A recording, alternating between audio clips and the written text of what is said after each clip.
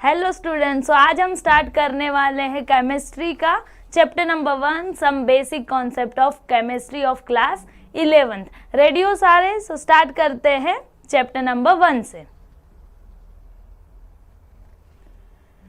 So first, what is chemistry? अगर हम chemistry के बारे में स्टडी कर रहे हैं तो अपने को ये मालूम होना चाहिए कि केमिस्ट्री में हम स्टडी क्या करने वाले हैं, केमिस्ट्री होता क्या है।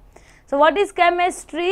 So chemistry is all about study of matter, its physical and chemical properties and physical and chemical change it undergoes under different condition. So यहाँ पर chemistry में हम क्या study करेंगे? Matters के बारे में, chemical substance के बारे में, atoms हो गया, molecules हो गया, ये सब के बारे में जब हम स्टडी करते हैं, उनके इंटरेक्शन कि आपस में एटम रिएक्ट होके, आपस में एटम इंटरेक्ट होके क्या फॉर्म होगा। सो हम यहाँ पर केमिस्ट्री में क्या स्टडी करने वाले हैं? इंटरेक्शन ऑफ एटम, या अपन बोल सकते हैं इंटरेक्शन ऑफ मॉलिक्यूल और इंटरेक्शन ऑफ मैटर, कि आपस में मैटर इंटरेक्ट होके किस में कन्वर्ट हो रहे। फिर वो मैटर की फिजिकल प्रॉपर्टीज हो सकती है कि वो प्रॉपर्टीज क्या है, केमिकल प्रॉपर्टीज क्या है। सो जब भी हम कोई मैटर के बारे में स्टडी करेंगे उसको हम बोलते हैं केमिस्ट्री। सो ये तो हो गया केमिस्ट्री के बारे में। सो जो केमिस्ट्री है वो भी टोटल 5 पार्ट्स में डिवाइडेड है। पूरा केमिस्ट्री हम एक में ही नहीं स्टडी करेंगे, केमिस्ट्री भी क्या है, टोटल 5 टाइप्स में डिवाइडेड हुआ है। सो जैसे कि अपने पास है organic chemistry, inorganic chemistry, then physical chemistry, biochemistry and analytical chemistry. तो फर्स्ट अगर हम बात करेंगे ऑर्गेनिक केमिस्ट्री, अभी हम लोग ने 5 डिफरेंट पार्ट्स में केमिस्ट्री को डिवाइड किया है। सो ऑब्वियसली बात है हर एक पार्ट्स में हम कुछ डिफरेंट स्टडी करने वाले हैं। तो अगर हम बात करेंगे ऑर्गेनिक केमिस्ट्री की, तो ऑर्गेनिक केमिस्ट्री में हम क्या स्टडी करेंगे? सो ऑर्गेनिक केमिस्ट्री में हम स्टडी करेंगे related to carbon and their compounds. So जितना भी कार्बन रिलेटेड स्टडी रहेगा, इंटरेक्शन ऑफ कार्बन, अपने पास टोटल 118 एलिमेंट प्रेजेंट है। पीरियोडिक टेबल में हम लोग ने स्टडी किया हुआ है, नेचर में अपने पास 118 एलिमेंट प्रेजेंट है। उसमें से जब हम क्या करेंगे, कार्बन के बारे में बात करेंगे, कार्बन रिलेटेड स्टडी करेंगे, कार्बन के कंपाउंड्स के रिलेटेड जब हम स्टडी करेंगे, वो स्टडी को हम किस में करेंगे? Organic chemistry. So organic chemistry जो डे बाय डे इवॉल्व होते जा रहा है, न्यू उसमें डेवलपमेंट होते जा रहा है। जैसे कि अपना बॉडी की भी अगर हम बात करेंगे तो पूरा ऑर्गेनिक केमिस्ट्री से बना हुआ है, उसमें भी बहुत सारे केमिकल्स प्रेजेंट है जहाँ पर कार्बन्स प्रेजेंट है। तो यहाँ पर भी क्या है अपने पास? Organic chemistry. So organic chemistry day by day evolve होते जा रहा है, न्यू इन्वेंशन होते जा रहा है ऑर्गेनिक केमिस्ट्री में। So organic chemistry that is related to carbon. Next we have inorganic chemistry. तो इनऑर्गेनिक केमिस्ट्री हम किसको बोलेंगे? उसमें हम क्या स्टडी करेंगे फिर? सो अपने पास टोटल 118 एलिमेंट है ना, उसमें से हम लोग ने कार्बन को तो बोल दिया, that is organic chemistry. So carbon के अलावा भी तो अपने पास बहुत सारे एलिमेंट है जो यूजफुल है। ऐसा नहीं है कि सिर्फ कार्बन ही अपने पास यूजफुल एलिमेंट है, बाकी सब एलिमेंट भी तो यूजफुल है ना। नाइट्रोजन है, ऑक्सीजन है, हाइड्रोजन है, सल्फर है, बहुत सारे एलिमेंट है अपने पास नेचर में। सो कार्बन को छोड़ के बाकी जो एलिमेंट अपने पास प्रेजेंट है, वो एलिमेंट की जब हम स्टडी करेंगे, उनके इंटरेक्शन जब हम स्टडी करेंगे, उनके कंपाउंड के बारे में जब हम स्टडी करेंगे, उसको हम क्या बोलेंगे? Inorganic chemistry. तो इनऑर्गेनिक केमिस्ट्री में हम क्या बोलेंगे? Other than carbon. So element other than carbon, like we can say nitrogen, oxygen, sulphur, hydrogen and so on. So जितने भी एलिमेंट है अपने पास, उनके बारे में जब हम स्टडी करेंगे, कार्बन के अलावा जो भी एलिमेंट है उनकी प्रॉपर्टीज जब हम स्टडी करेंगे, उनके इंटरेक्शन के बारे में जब हम स्टडी करेंगे, उसको हम क्या बोलेंगे? Inorganic chemistry. Next we have physical chemistry. So physical chemistry हम किसको बोलेंगे? फिजिकल केमिस्ट्री में हम क्या स्टडी करेंगे? सो हम लोग different type of law study करते हैं ना, first law, second law of thermodynamic, या बहुत सारे लॉज होते हैं, प्रिंसिपल्स जो होते हैं या थियरीज जो होती है, डिस्कवरीज जो होता है कि इलेक्ट्रॉन का डिस्कवरी कैसे हुआ, प्रोटॉन का कैसे हुआ, तो वो जो सारे थियरीज है ना, साइंटिस्ट ने जो थियरीज डिस्कवर किए हैं, या डिफरेंट जो भी मैथमेटिकल पार्ट्स होता है ना, ऐसा नहीं है केमिस्ट्री में भी मैथमेटिकल पार्ट नहीं है, प्रॉब्लम हो गया या जो फॉर्मूलाज डिराइव किया जाता है उसके बेसिस पे जो हम प्रॉब्लम सॉल्व करते हैं, जो डिफरेंट प्रिंसिपल्स होते हैं, लॉ होते हैं, डेरिवेशंस होते हैं, ये सब किसके अंडर आएगा? फिजिकल केमिस्ट्री के अंडर। तो फिजिकल केमिस्ट्री में हम क्या स्टडी करेंगे? Different law, then principle, then different theories of scientist, then derivation part या फॉर्मूला पार्ट, जो भी मैथमेटिक्स का जो पार्ट रहता है वो किसके अंडर आता है? फिजिकल केमिस्ट्री के under. Clear? Next we have analytical chemistry. Analytical chemistry is full of application, practical part. हम लोग ने अभी तक जितना भी केमिस्ट्री देखा, जैसे कि हो गया organic chemistry, inorganic chemistry, then physical chemistry, so ये सारे केमिस्ट्री का जो एप्लीकेशन पार्ट है, जो प्रैक्टिकल पार्ट है, वो हम कहाँ पर करेंगे? Analytical chemistry. So analytical chemistry क्या है? Basically application of all the chemistry. जैसे कि तो यहाँ पर हम पहले लिख देते हैं एप्लीकेशन ऑफ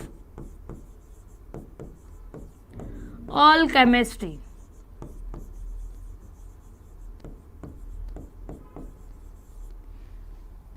उसका मतलब क्या है? सपोज एक एग्जांपल ले लो, कोई हम लोग ने ऑर्गेनिक कंपाउंड प्रिपेयर किया, सो ऑर्गेनिक कंपाउंड की हम बात कर रहे हैं, तो दैट इज ऑर्गेनिक केमिस्ट्री में हम आएंगे।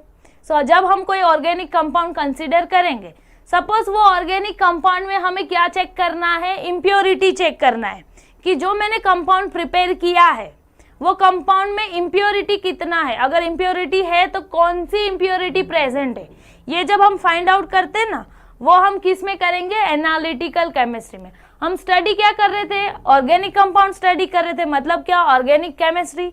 बट उसका जो एप्लीकेशन पार्ट है, दैट इज जो प्योरिटी हम चेक कर रहे हैं, जो एप्लीकेशन कर रहे हैं, वो कहां पर आएगा? एनालिटिकल केमिस्ट्री में। सो एनालिटिकल केमिस्ट्री क्या है? Application of all the chemistry. Same आप इनऑर्गेनिक कंपाउंड के लिए भी ले सकते हो। कोई अगर अपने पास इनऑर्गेनिक कंपाउंड प्रेजेंट है, तो वो इनऑर्गेनिक कंपाउंड में कौन कौन से एलिमेंट प्रेजेंट है, कौन कौन से एटम प्रेजेंट है, वो अगर हमें फाइंड आउट करना है, सो ये भी किसके अंडर आएगा? एनालिटिकल केमिस्ट्री में। So clear? एनालिटिकल केमिस्ट्री क्या है? हर एक केमिस्ट्री का एप्लीकेशन पार्ट। कोई कंपाउंड मिक्स हो गए, सपोज दो कंपाउंड मिक्स हो गए, दो ऑर्गेनिक कंपाउंड मिक्स हो गए, हमें उसे क्या करना है? वापस सेपरेट करना है। तो वो सेपरेट आउट जो हम करते हैं, वो प्रोसेस कहाँ पर आता है? एनालिटिकल केमिस्ट्री में। क्लियर? सो यहाँ पर हम लिख सकते हैं सेपरेशन ऑफ कंपाउंड हो गया सपोज, देन प्यूरिफिकेशन हो गया। सो ये सारी जो प्रोसेस होता है वो कहाँ पर आता है? एनालिटिकल केमिस्ट्री में। Then next we have biochemistry.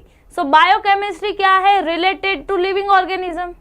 Yes और no? Biochemistry that is body के रिलेटेड हम बात करेंगे। अगर हम ह्यूमन बींग्स की बात करेंगे तो ऑब्वियसली बात है, ह्यूमन बींग्स का जो बॉडी है वहां पर भी तो बहुत सारे केमिकल्स है ना। जैसे कि सपोज ले लो स्किन, स्किन में अपने पास बहुत सारे केमिकल्स प्रेजेंट है, जैसे कि मेलानिन कंपाउंड प्रेजेंट है।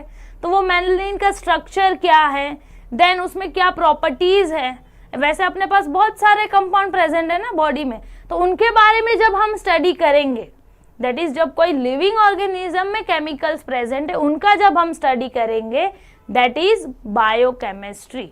सेम फॉर एनिमल्स के बॉडी के रिलेटेड जो केमिकल्स है उनका स्टडी करना हो गया। देन प्लांट के रिलेटेड जो स्टडी हो गया, सो उनमें जो केमिकल्स है उनका जब हम स्टडी करेंगे, जैसे कि प्लांट्स में फोटोसिंथेसिस प्रोसेस हो रही है तो उसमें भी तो केमिकल्स इन्वॉल्व है, उनका जब हम स्टडी करेंगे तो वो सब किसके अंडर आएगा? बायोकेमिस्ट्री के अंडर। सो बायोकेमिस्ट्री में हम क्या लिखेंगे? Related to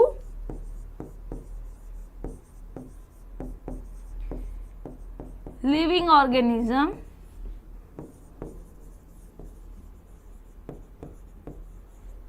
like we can say chemical present in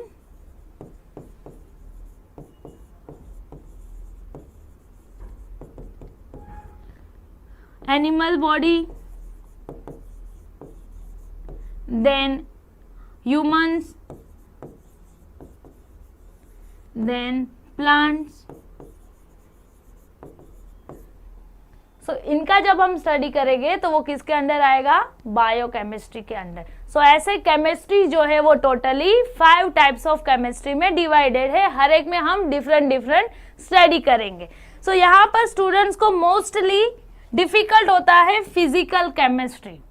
क्यों फिजिकल केमिस्ट्री थोड़ा डिफिकल्ट होता है, क्योंकि यहाँ पर न्यूमेरिकल पार्ट्स आता है, प्रॉब्लम्स आते हैं, फॉर्मूलाज आते हैं. तो जिनको भी थोड़ा मैथमेटिक्स पार्ट जिनका वीक रहेगा उनको थोड़ा सा फिजिकल केमिस्ट्री जो है वो टफ लगेगा. सो थोड़ा सा हमें क्या करना पड़ेगा, जो मैथमेटिकल पार्ट है, जो हम सॉल्विंग पार्ट है वो हमें इंक्रीज करना पड़ेगा, वो स्पीड हमें बढ़ाना पड़ेगा, वो सॉल्व करने का तरीका हमें सीखना पड़ेगा. तो यहाँ पर हमें थोड़ा सा ज़्यादा ध्यान देना पड़ेगा जब हम बात करेंगे physical chemistry.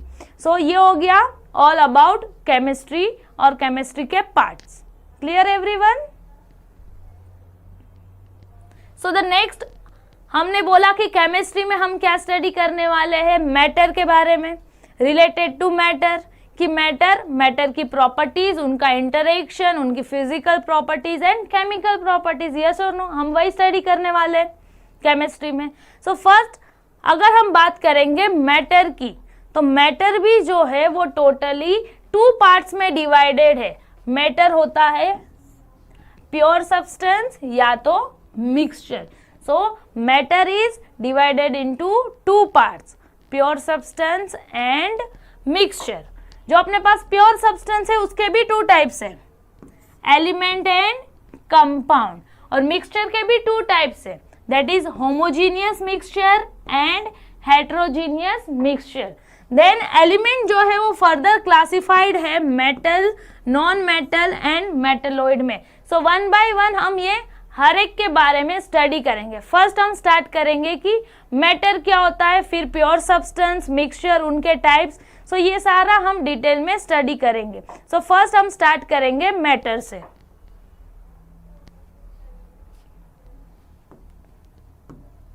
So what is matter?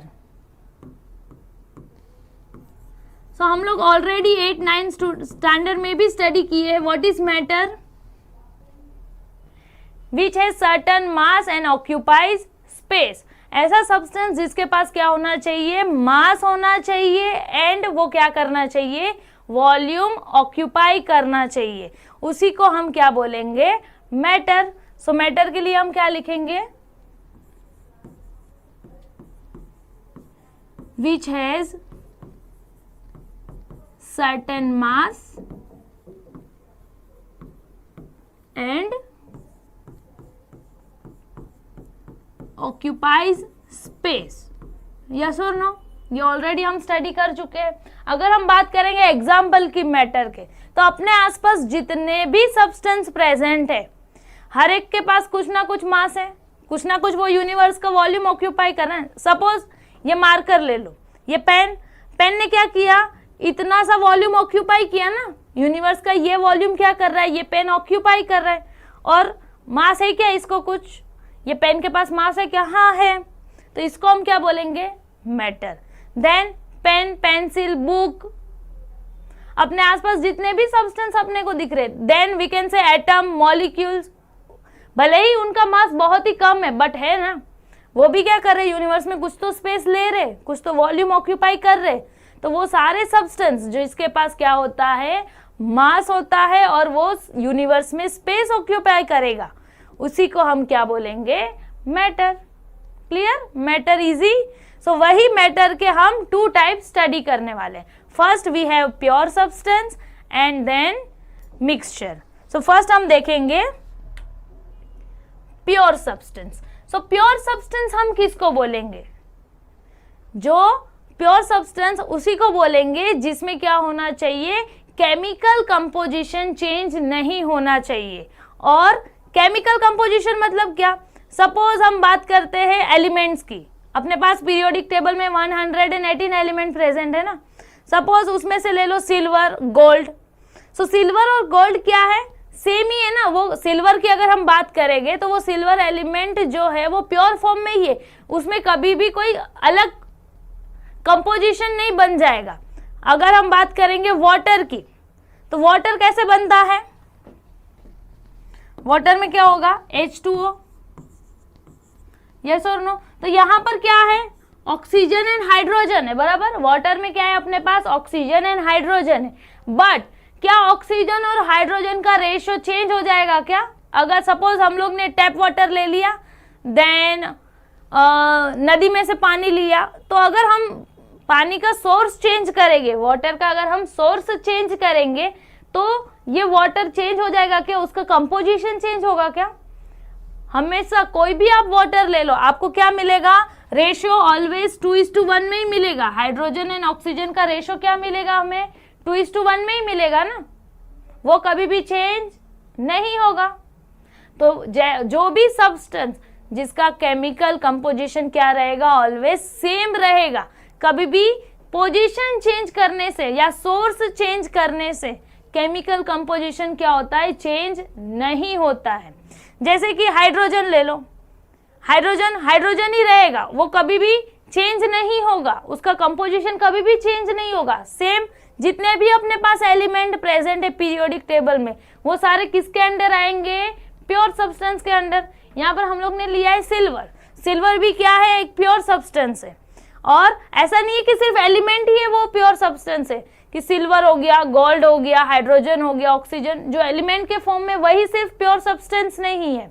हम वाटर को भी क्या बोलेंगे, प्योर सब्सटेंस बोलेंगे, बिकॉज उसका रेशियो ऑलवेज क्या रहेगा, कांस्टेंट रहेगा। दैट इज हाइड्रोजन और ऑक्सीजन ऑलवेज 2:1 के रेशियो में ही कंबाइन हो गए। आप कोई भी वाटर ले लो, कभी भी वो रेशियो चेंज नहीं होगा, तो हम इसको क्या बोलेंगे, pure substance. So pure substance के लिए हम क्या बोलेंगे, the substance which has fixed chemical composition, जिसका केमिकल कंपोजिशन क्या रहेगा, सेम रहेगा। The substance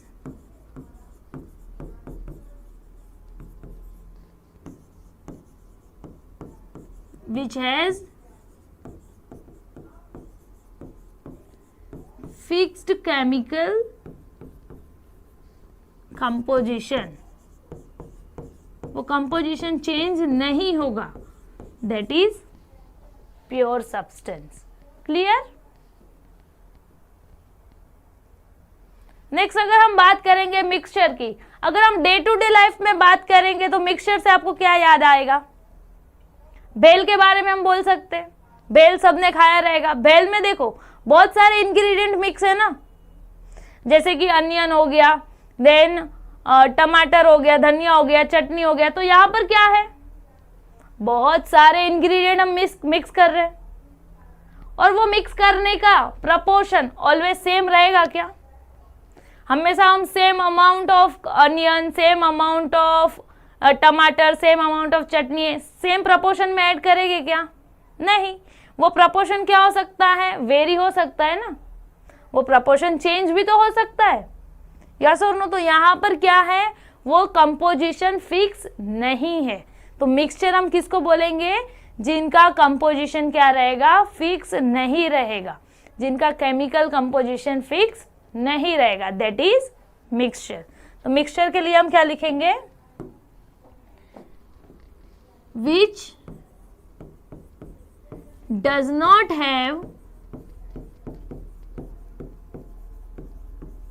fixed chemical composition.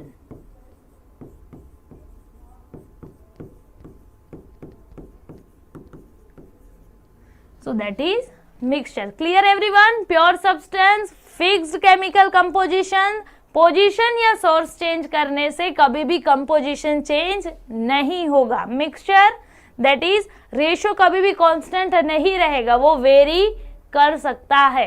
वैसे अमाउंट, वैसे सब्सटेंस को अपन क्या बोलेंगे, मिक्सचर। क्लियर? देन हम लोग ने देखा था 2 टाइप्स ऑफ मिक्सचर। एक था अपने पास हेट्रोजीनियस मिक्सचर एंड एक था होमोजीनियस मिक्सचर। तो मिक्सचर जो है वो फर्दर डिवाइडेड है टू टाइप्स में, that is homogeneous mixture and heterogeneous mixture. अभी होमोजीनियस एंड हेट्रोजीनियस का मीनिंग क्या है? सो होमोजीनियस मिक्सचर के लिए हम लोग ने यहाँ पर लिया है सपोज वाटर, ठीक है, अपने पास है वाटर, एक ग्लास में हम लोग ने वाटर लिया। अब हम वो वाटर में क्या कर रहे हैं? शुगर ऐड कर रहे हैं, ठीक है। क्या किया हमने? वाटर में शुगर ऐड किया। सो जब हम शुगर ऐड करेंगे क्या होगा? वो यूनिफॉर्मली डिसॉल्व हो जाएगा ना। या तो आप सॉल्ट भी ले सकते हो, ये सबने किया रहेगा घर पे भी। जब हम वाटर में क्या करेंगे? शुगर ऐड करेंगे, क्या होगा बच्चों? जो भी शुगर है वो कंप्लीटली वाटर में डिसॉल्व होगा, यस और नो? तो यहाँ पर जो सॉल्यूशन प्रिपेयर होगा ग्लास में, जो ग्लास में सॉल्यूशन प्रिपेयर होगा वो सॉल्यूशन कैसा रहेगा? यूनिफॉर्म सॉल्यूशन रहेगा। यूनिफॉर्म मतलब क्या? अगर हम ऊपर से पानी ले या नीचे से ले, हर एक में सेम अमाउंट ऑफ शुगर ही डिसॉल्व हुआ रहेगा, कभी भी वो चेंज नहीं होगा। तो यहाँ पर क्या हुआ है? कंप्लीट डिसोल्यूशन हुआ है। तो यहाँ पर ये सॉल्यूशन क्या हुआ है? यूनिफॉर्म सॉल्यूशन फॉर्म हुआ है। यहाँ पर क्या है? यूनिफॉर्म सॉल्यूशन मतलब क्या? सिर्फ एक ही फेज सॉल्यूशन में प्रेजेंट है। यहाँ पर सॉल्यूशन में क्या है? One phase solution is there. क्यों वन फेज सॉल्यूशन? बिकॉज जब हम शुगर ऐड करेंगे तो वो शुगर कंप्लीटली वाटर में हर एक प्रपोर्शन, हर एक जगह पर सेम अमाउंट ऑफ शुगर ही डिसॉल्व होगा। आप यहाँ से देख लो या यहाँ से देख लो, सेम अमाउंट ऑफ शुगर ही डिसॉल्व हुआ रहेगा। कभी भी ऐसा नहीं है कि यहाँ पर हम लोग चेक करेंगे तो स्टार्टिंग में अपने को थोड़ा पानी मीठा लगेगा, देन नहीं लगेगा। सब में क्या है? यूनिफॉर्म डिसोल्यूशन है। क्लियर? तो होमोजीनियस मिक्सचर हम किसको बोलेंगे? जहां पर क्या होगा? सॉल्यूशन जो प्रिपेयर होगा वो सॉल्यूशन क्या रहेगा? Uniform solution. उसी को हम बोलेंगे homogeneous mixture. Clear? Next we have heterogeneous mixture. Mixture के टू टाइप्स थे, एक था होमोजीनियस और एक था हेट्रोजीनियस मिक्सचर। तो हेट्रोजीनियस मिक्सचर हम किसको बोलेंगे? सो यहाँ पर हमने क्या किया है? वाटर में सैंड ऐड किया है, ठीक है, मट्टी। हमने क्या किया? वाटर में मट्टी ऐड किया। तो क्या होगा? कोई कोई देखो मट्टी के जो छोटे छोटे पार्टिकल थे वो, उसकी वजह से क्या होगा? देखो पानी का कलर चेंज होगा, पानी थोड़ा ब्राउनिश हो जाएगा, यस और नो? और जो हैवी पार्टिकल रहेंगे ना मट्टी के, वो क्या हो गए? ग्लास में नीचे सेटल डाउन हो जाएंगे, यस और नो? यहाँ पर क्या होगा? जो हैवी पार्टिकल रहेंगे मट्टी के वो ग्लास में नीचे सेटल डाउन हो जाएंगे। तो अभी यहाँ पर अगर अपन चेक करेंगे तो ऊपर का प्रपोर्शन, ऊपर का लेयर में छोटे छोटे पार्टिकल्स ही प्रेजेंट रहेंगे मट्टी के, और अगर हम नीचे चेक करेंगे, नीचे का लेयर में जब हम चेक करेंगे तो अपने पास बहुत सारे प्रपोर्शन में मट्टी के पार्टिकल्स प्रेजेंट रहेंगे। तो यहाँ पर इन दिस सॉल्यूशन क्या हम बोल सकते हैं? ये यूनिफॉर्म सॉल्यूशन है। यहाँ पर वो मट्टी जो है वो हर एक जगह पर प्रॉपर हुआ है क्या? डिसॉल्व नहीं। यहाँ पर क्या है? जो नीचे है वहां पर मट्टी का अमाउंट ज्यादा है, ऊपर का लेयर में कम है, तो यहाँ पर प्रॉपर डिसोल्यूशन नहीं है। यहाँ पर हम क्या बोलेंगे? नॉन यूनिफॉर्म सॉल्यूशन प्रिपेयर हो रहा है। So here we can say non uniform solution is prepared. तो हेट्रोजीनियस मिक्सचर हम किसको बोलेंगे? जहां पर नॉन यूनिफॉर्म सॉल्यूशन बनेगा। नॉन यूनिफॉर्म का मतलब क्या है? कि जो सॉल्यूशन है वो सिंगल फेस में नहीं है, यहाँ पर एक से ज्यादा फेस एग्जिस्ट हो रहे, बिकॉज यहाँ पर ऊपर कुछ और फेस है और नीचे कुछ और फेस है। सो जब एक से ज्यादा फेस सॉल्यूशन में प्रेजेंट हो उसी को हम बोलेंगे नॉन यूनिफॉर्म सॉल्यूशन। क्लियर? ये हो गया मिक्सचर के टाइप्स। नेक्स्ट अपने पास था प्योर सब्सटेंस के टू टाइप्स, एक था एलिमेंट और एक था compound. So next we have element and compound.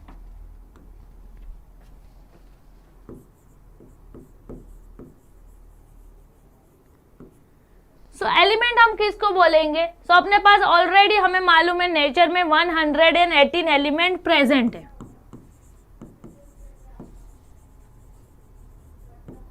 Suppose हम बात करते हैं हाइड्रोजन की।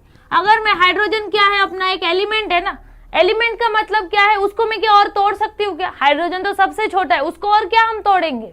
वो और ब्रेक डाउन हो सकता है क्या? नहीं हो सकता ना, क्योंकि जो एलिमेंट है वही सबसे स्मॉलेस्ट फॉर्म है मैटर का। मैटर किससे बनता है? एटम्स कंबाइन होके, एलिमेंट कंबाइन होके।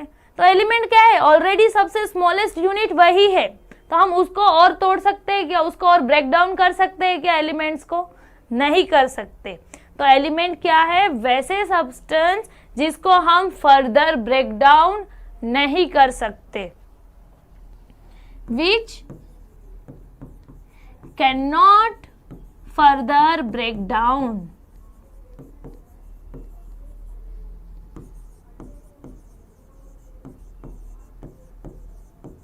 into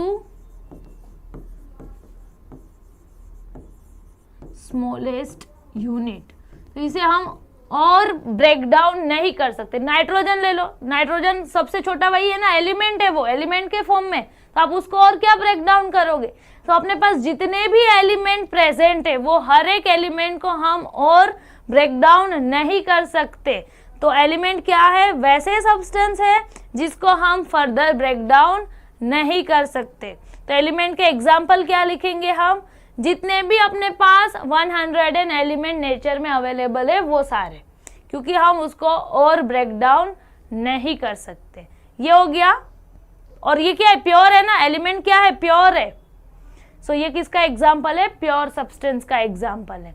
तो ये तो हो गया एलिमेंट के बारे में। नेक्स्ट था अपने पास कंपाउंड। प्योर सब्सटेंस की भी कितने टाइप में डिवाइडेड है? 2 टाइप्स में, एक था एलिमेंट और एक था कंपाउंड।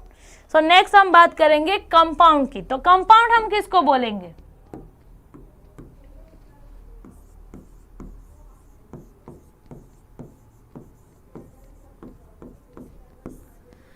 सो कोई भी कंपाउंड कैसे फॉर्म होता है? जब एटम या तो एलिमेंट कंबाइन होते हैं ना, या तो सेम एटम कंबाइन हो गए या तो डिफरेंट एटम कंबाइन हो गए। सो यहाँ पर कंपाउंड कैसे फॉर्म हो रहा है? जब एलिमेंट कंबाइन हो रहे हैं, एलिमेंट ज्वाइन हो रहे हैं ना, और एक कंपाउंड फॉर्म करेगा। जैसे कि अपने पास बहुत सारे कंपाउंड है, अमोनिया ले लो NH3, देन HCl। तो यहाँ पर इसको हम क्या बोलेंगे? कंपाउंड बोलेंगे। क्यों? देखो यहाँ पर क्या हो रहा है एक्चुअली में, नाइट्रोजन और हाइड्रोजन जो है वो एक फिक्स्ड रेशियो में कंबाइन हो रहे। अमोनिया की अगर हम बात करेंगे तो यहाँ पर देखो रेशियो क्या है? 1:3 का। तो यहाँ पर क्या हो रहा है? एक नाइट्रोजन 3 हाइड्रोजन से कंबाइन हो रही। तो यहाँ पर 2 डिफरेंट एलिमेंट, एक है नाइट्रोजन और एक है हाइड्रोजन, 2 डिफरेंट एलिमेंट आपस में कंबाइन होके एक कंपाउंड बना रहे। तो कंपाउंड कैसे फॉर्म होता है? जब या तो सेम एलिमेंट या तो डिफरेंट एलिमेंट एक फिक्स रेशियो में कंबाइन होते हैं। यहाँ पर रेशियो क्या रहेगा अमोनिया के लिए? 1:3 का रेशियो। तो ये रेशियो में कंबाइन होके कोई कंपाउंड प्रिपेयर होता है। तो अगर हम कंपाउंड की बात करेंगे तो ये कंपाउंड को क्या हम ब्रेक डाउन कर सकते हैं क्या? हम लोग ने एलिमेंट के लिए क्या देखा कि एलिमेंट को हम वापस ब्रेक डाउन नहीं कर सकते, बिकॉज सबसे छोटा वही था। अगर हम बात करेंगे कंपाउंड की, तो कंपाउंड को हम ब्रेक डाउन कर सकते हैं क्या? बिल्कुल कर सकते। क्यों? बिकॉज देखो यहाँ पर कंपाउंड NH3 अपने पास, यहाँ पर 2 एलिमेंट कंबाइन हुए हैं, तो ये अमोनिया को हम ब्रेक डाउन करके वापस नाइट्रोजन एंड हाइड्रोजन में कन्वर्ट कर सकते हैं ना। ये पॉसिबल है बिकॉज यहाँ पर एलिमेंट कंबाइन हुए हैं। तो कंपाउंड के लिए हम क्या बोलेंगे? कंपाउंड वैसा सब्सटेंस है जिसको हम ब्रेक डाउन कर सकते हैं। So which can be further divided into